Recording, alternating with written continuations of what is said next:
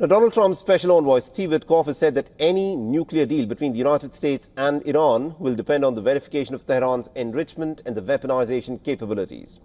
In a Fox News interview, Steve Witkoff referred to the maximum level allowed under 2015 nuclear deal that Trump had exited during his first term in 2018, reminded Tehran that it does not need to enrich above 3.67% purity. He also said that in some circumstances they are at 60%, in other circumstances they are at 20%, and that cannot be, and you need to run, as they claim, a civil nuclear program when they are enriching it beyond 3.67%.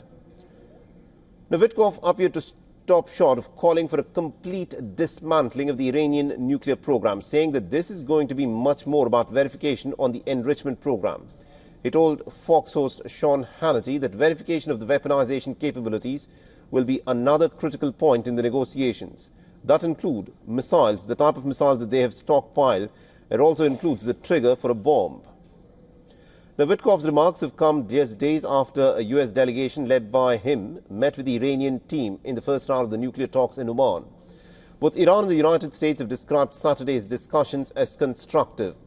The multi-party 2015 deal that Trump had abandoned aimed to make it practically impossible for Iran to build an atomic bomb, while at the same time allowing it to pursue a civil nuclear program. However, the latest International Atomic Energy Agency has said that Iran has an estimated 274 kilograms of uranium enriched to about 60% purity, and it can potentially upgrade it to 90% purity as well, that is needed for weapons-grade fissile material. Recently, the U.S. official said that they believe that Iran could turn this fuel into weapons-grade material in as little as a week. They also said that it would take Tehran between a year and 18 months to build a nuclear weapon. However, some experts suggest that a crude device could be built in 6 months or less.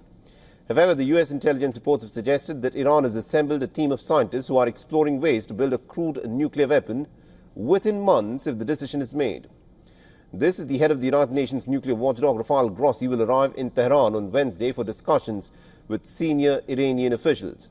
And ahead of the new round of talks between Iran and the United States during his visit, Grossi is all set to meet with the Iranian Foreign Minister, Abbas Araghchi, and also the head of the Atomic Energy Organization of Iran, Mohammad Islami.